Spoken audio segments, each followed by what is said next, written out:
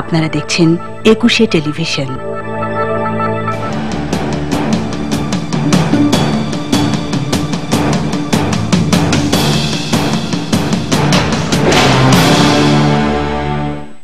ঈদ মোবারক। বার্তাকক্ষে সর্বশেষ সংবাদ শিরোনামে আপনাদের স্বাগত জানাই আমি সঞ্জিদা মাহবুব।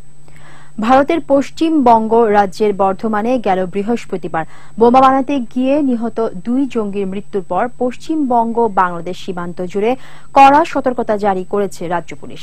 এছাড়া পশ্চিমবঙ্গ বাংলাদেশ সীমান্ত বন্ধেরও নির্দেশ দেওয়া হয়েছে।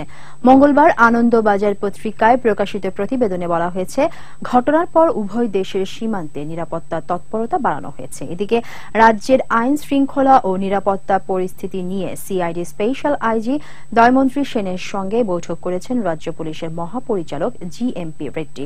এর পরপরই রাজ্য পুলিশের ডিজি পশ্চিমবঙ্গ বাংলাদেশ সীমান্ত এলাকা বন্ধ করে দেওয়ার নির্দেশ দেন।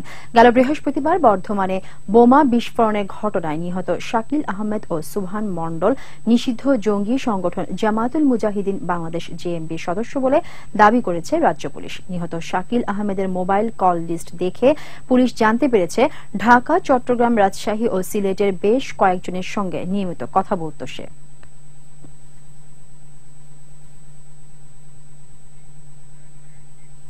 টাঙ্গাইলের মির্জাপুরের সোহাগপুরে বিয়ের প্রস্তাবে রাজি না হওয়ায় মা ও 3 মেয়েকে পুড়িয়ে হত্যা করেছে দুর্বৃত্তরা।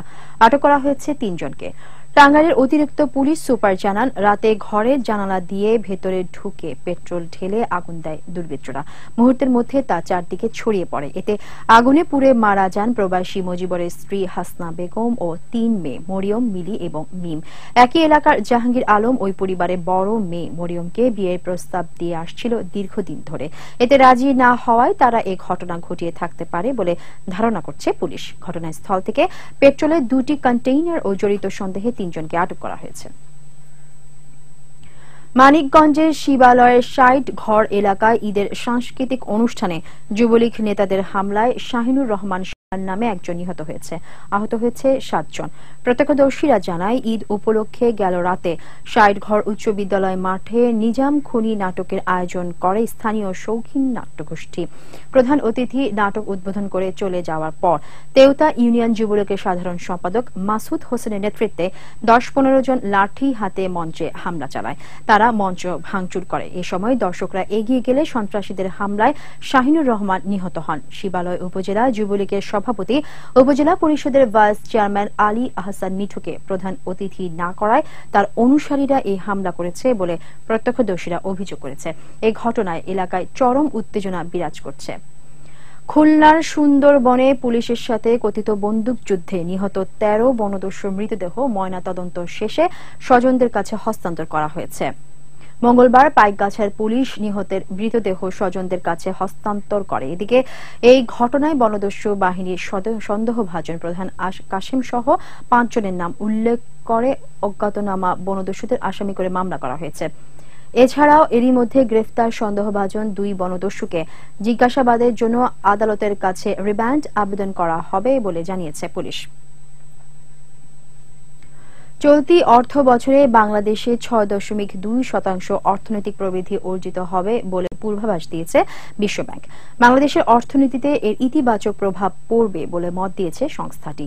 গেল 5 জানুয়ারি নির্বাচনের পর বাংলাদেশের রাজনৈতিক স্থিতিশীলতা ফিরে এসেছে উল্লেখ করে সংস্থাটির প্রতিবেদনে বলা হয়, এই স্থিতিশীলতায় প্রবৃদ্ধি অর্জনে প্রধান ভূমিকা রাখবে।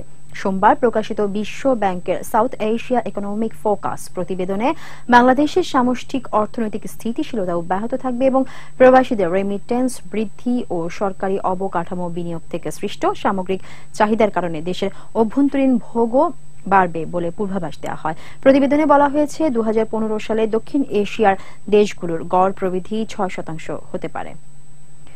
এখনই পাকিস্তানে ক্রিকেট দল পাঠাতে আগ্রহী নয় বলে জানিয়েছেন বাংলাদেশ ক্রিকেট বোর্ডের সভাপতি নাজমুল হাসান পাপন। মঙ্গলবার রাজধানীর একটি হোটেলে পাকিস্তান ক্রিকেট বোর্ডের সভাপতি শাহরিয়ার খানের সাথে বৈঠক শেষে তিনি একথা বলেন। তবে আইসিসি অনুমতির পাশাপাশি আইসিসি পাকিস্তানে ম্যাচ অফিসিয়াল পাঠালে নতুন সিদ্ধান্ত নেওয়া হবে বলে জানান তিনি। এই সময় পাকিস্তানের নিরপেক্ষ ভেন্যু হিসেবে বাংলাদেশে খেলার প্রস্তাব দেন বিসিবি সভাপতি। পরে সাংবাদিকদের শাহরিয়ার খান জানান, আগের তুলনায় পাকিস্তানের নিরাপত্তা পরিস্থিতি ভালো। তিনি বাংলাদেশের যে কোনো পর্যায়ের একটি দল পাকিস্তানে পাঠানোর অনুরোধ জানান। বার্তা কক্ষে এখন পর্যন্ত এই ছিল সবশেষ সংবাদ শিরোনাম। পরের সংবাদ বিকেল ৫টায়। দেখার আমন্ত্রণ।